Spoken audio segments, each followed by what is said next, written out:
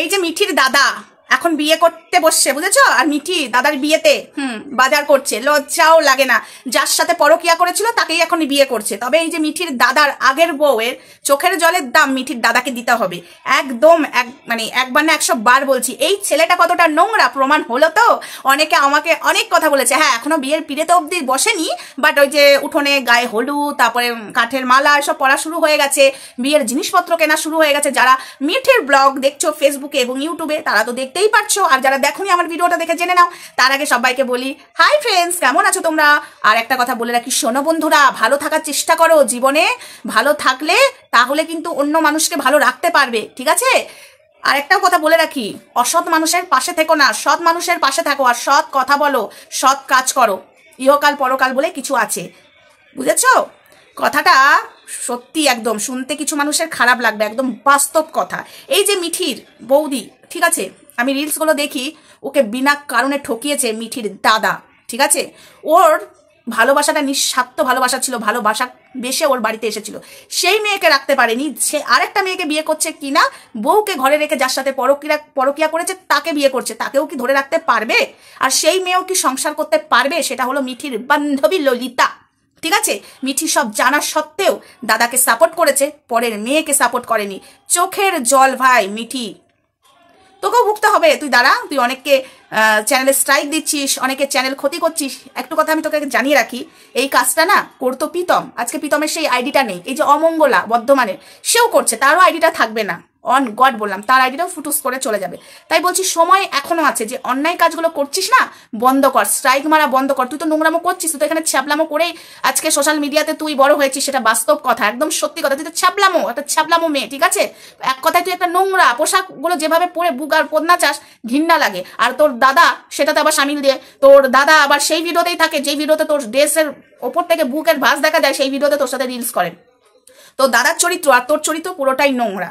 সত্যি কথা বলছি, এখন আমার এত ভালো লাগছে সত্যিটা যে এইভাবে সামনে আসবে, আর আমার সত্যি কথা বলতেও এত ভালো লাগছে। বন্ধুরা, আমার কথাগুলো ম্যাচ করলো তো, যে কদিন বাদেই এর দাদা বিয়ে করবে, আর ওর বৌদিকে যেভাবে ঠকিয়েছে, আমি তো অনেক কিছুই জানি, যেগুলো জেনেও আমি তোমাদেরকে এখন বলতে পারছি না। এই যে মিউচুয়াল ডিভোর্স হয়েছে, তোমরা কি জানতে? আমি বলেছি বলেই তো তোমরা জানতে পারলে যে ওর আর দাদার বৌদির মধ্যে মিউচুয়াল ডিভোর্স হয়ে গেছে, দাদা বৌদির মধ্যে।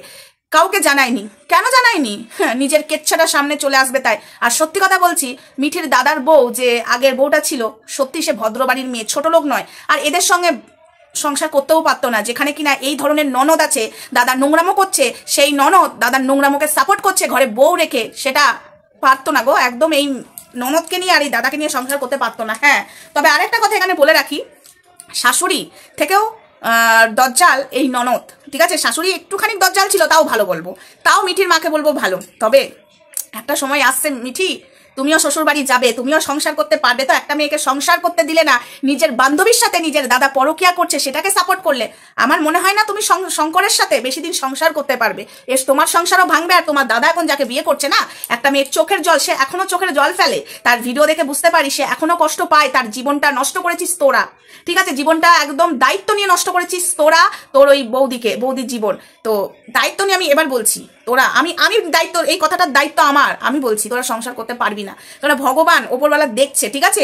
তোর দাদা এই যে যার সাথে পরকিয়া করেছে, তোর দাদা এবার ঠকবে, এই মেয়েও ঠকাবে, ঠিক আছে? আর তোর দাদা একটা মেয়ের চোখের জল ফেলেছে বিনা কারণে, তার চোখের জলের দাম দিতে হবে না। তুইও শঙ্করের সাথে সংসার করতে পারবি না। কেন করতে পারবি না? তুই শঙ্করের সাথে যে নোংরামো কাজটা করছিস, শঙ্কর ক্ষমা করে দিয়েছে, কিন্তু ওপরওয়ালা ক্ষমা করেনি রে।